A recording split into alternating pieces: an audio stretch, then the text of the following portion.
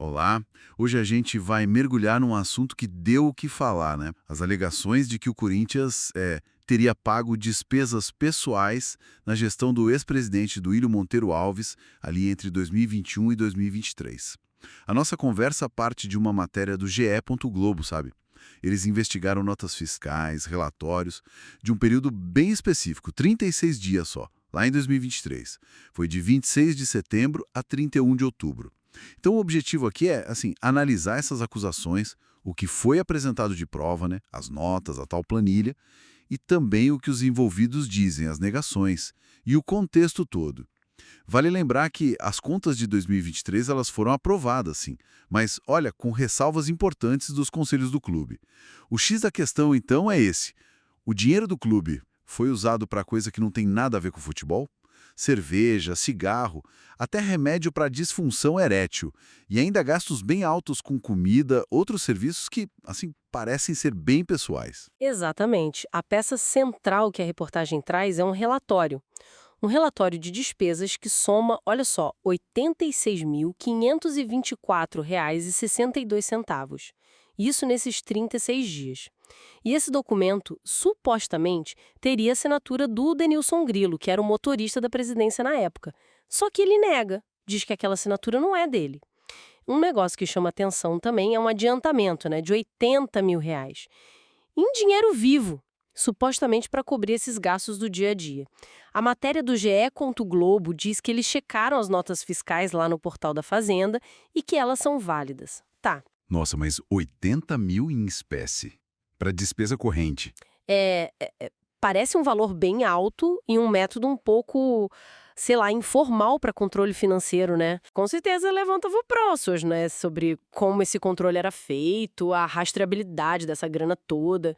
E os detalhes das despesas, bom, eles ajudam a pintar esse quadro. Desses R$ 86.000 do relatório, quase R$ 58.000 foram para alimentação. E aí tem um ponto ainda mais curioso. Mais da metade disso, R$ 32.580, foi para um tal de Oliveira Mini Mercado. Oliveira Mini Mercado. E o que tem de estranho aí? Olha, segundo a reportagem, o endereço registrado é residencial. E o estabelecimento mudou de atividade econômica e de sócios recentemente. E, assim, olhando o local físico, não parece um comércio funcionando normalmente, sabe? E isso por si só já é um sinal de alerta, né? Sobre que gastos são esses realmente. Além desse mini mercado aí, que já sou esquisito, tem outras compras que, bom, não encaixam muito com despesa de clube, né? Supermercado com picanha, sorvete, R$ 3.000 em aparelho de barbear. Pois é. Serviço de manicure, lavanderia, flores, ração para bicho, bijuteria. É uma lista bem variada. E, claro, os remédios que você mencionou. Tadalafila, Cialis. Um deles comprado lá em Fortaleza, né? Bem quando o time estava jogando lá. Sim, esses itens específicos, eles reforçam muito essa ideia de uso pessoal, entende? A compra do remédio em Fortaleza, batendo com a data do jogo, é um detalhe que a reportagem usa para, tipo, conectar o gasto diretamente à presença da equipe da presidência lá. E soma-se a isso nos pagamentos feitos com recibo simples, sabe? Sem valor fiscal mesmo, para terceiros. Inclusive um ex-assessor ligado a outras gestões, como a do André Sanches. É uma lista e tanto. Com tudo isso na mesa, qual foi a resposta do Duílio dos acusados? Olha, o Duílio Monteiro Alves negou tudo, categoricamente. Ele diz que esses documentos foram manipulados, que são falsos e que tem um objetivo político claro por trás disso. Ainda mais porque surgiu depois que a nova diretoria foi eleita. Ele também fala que não teve acesso aos documentos originais que a matéria cita e que o nome dele não aparece com assinatura de aprovação naquele formato de relatório. E tem mais, ele diz que ele mesmo registrou uma notícia-crime sobre isso e que o próprio clube fez um boletim de ocorrência porque sumiram documentos da sede. Isso adiciona uma camada extra de complicação, né? Sobre de onde vieram essas provas e se são íntegras. Entendi. Então não é só negar, é uma contra-acusação de manipulação e ainda essa história de documentos do clube que sumiram. Exato. E essa defesa ganha força com a negação do motorista, o Denilson Grilo, sobre a assinatura na planilha. Ele diz que não é dele. E outras figuras importantes da área financeira da época, tipo o ex-diretor Wesley Mello e o presidente do Conselho Fiscal na época, o João de Oliveira, também disseram que não conheciam esse relatório específico. Ah, e um ponto importante. Não é só essa gestão que está sendo olhada com lupa, tá?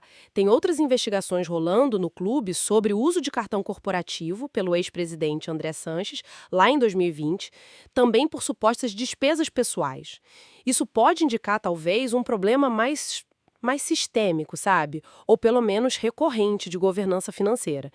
Então, o cenário é esse. De um lado, tem documentos fiscais que, segundo a reportagem, foram verificados, um relatório detalhado com gastos bem estranhos. Aham. E do outro lado, negações muito fortes, alegações de fraude, de jogo político e essa história complicada de documentos sumidos. Precisamente.